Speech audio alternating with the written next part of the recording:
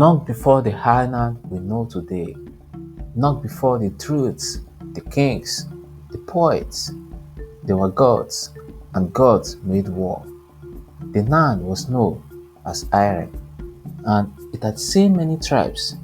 The fair budge tied the soil and ruled humbly, but the sky shifted, and the winds whispered of a new arrival across the sea.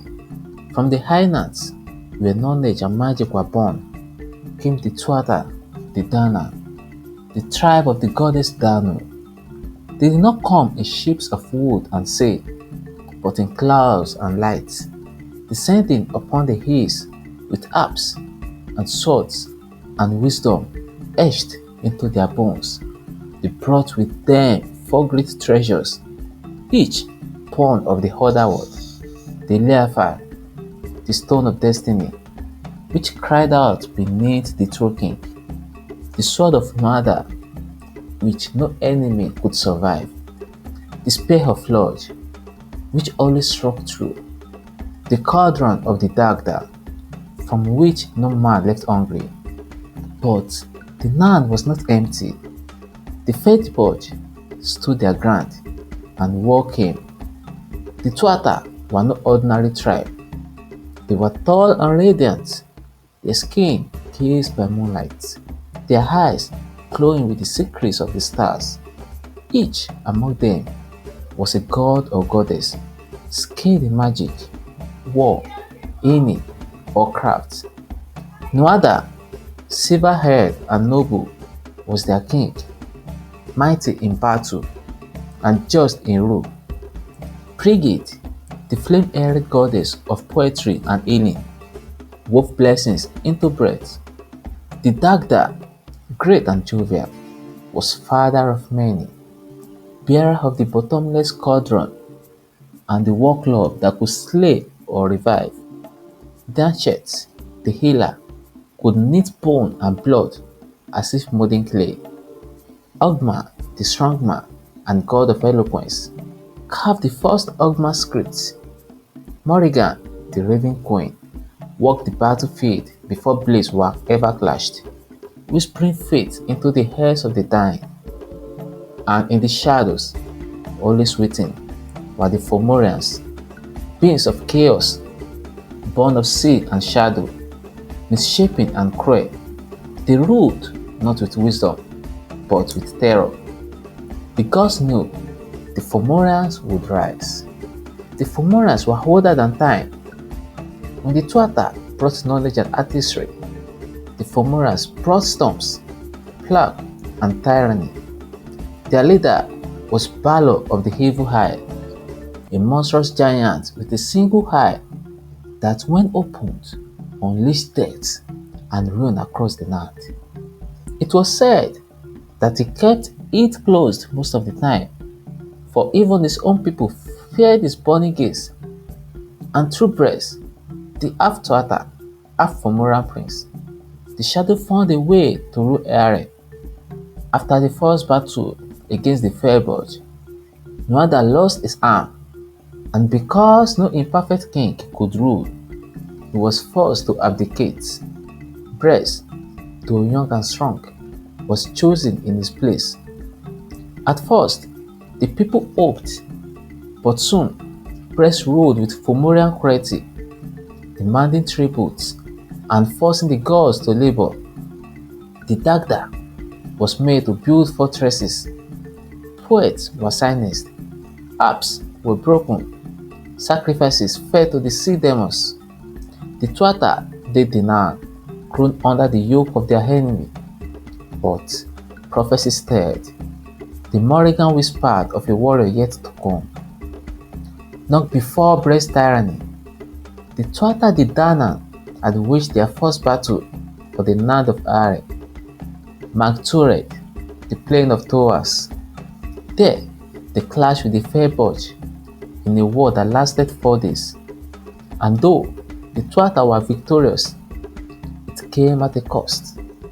King Nuada's arm was severed in combat, but Danchet, the healer, crafted for him a silver arm, strong and gleaming.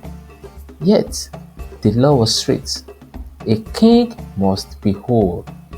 And so, Nuada was cast down and Bres was crowned.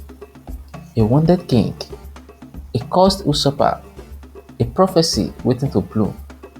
Under Bres, the land wept, fish withered, cattle grew thin, suns faded from earth. The gods were forced into silence, their power drained not by battle, but by humiliation. Only when Nuada's silver arm was replaced by one of flesh, crafted by Dianche's gifted son, Miak, and daughter Hermit, could he take back the throne. Bres was cast out, but he fled to the Fomorians, and there, among the black waves, he gathered an army. Balor agreed to lead them, his eye burning with the promise of death. The sea foamed with war. The second battle of Tuired would be like none before it. Meanwhile, in secret, a child of prophecy was growing. His name was Lugh, and he was the son of a Tuatha woman and a Fomorian man, Eithne, daughter of Balor. Balor, fearing a prophecy that his grandson would one day kill him, locked her away, but the prophecy could not be denied. Lugh was born in secret and raised by the sea god Mamana Makley. He was trained in every art: war, poetry, music, healing, craft, sorcery, diplomacy, and more. So skilled was he that he became known as Lugh Samidanaj, Lugh of the Knock Arm, or Lugh of Many Talents. He came to Nuada's court, seeking a place among the Tuatha. The gatekeeper said, "What skill do you bring?" "All of them," Lugh replied, and thus he was admitted. The day came. On the feast of Tuired, the Tuatha De Danann stood against the Fomorian horde, a sea of twisted bodies, rhyme monsters, and Balor's towering form. The gods shone in armor of gold and silver. Morrigan soared above it as a raven, crying doom. The Dagda swung his massive club. Brigitte wept tears of fire for the dead. Nuada restored his warriors with renewed strength. But the battle was grim. Balor opened his eye, a blazing son of death. Warriors turned to ash. The Tuatha began to falter. Then came Lugh. He faced Balor alone, recalling the prophecy.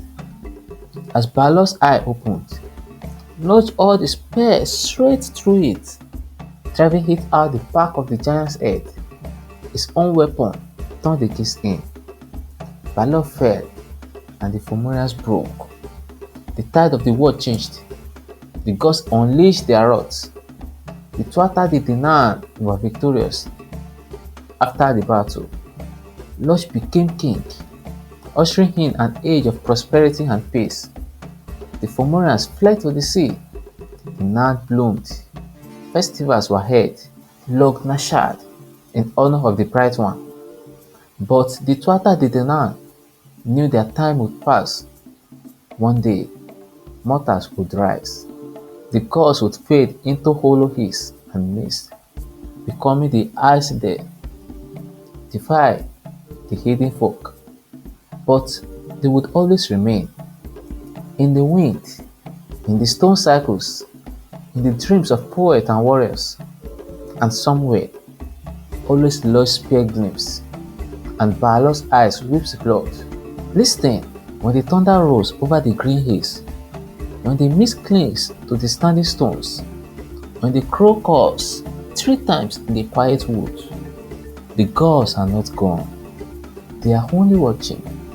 They remember the war, and so should you.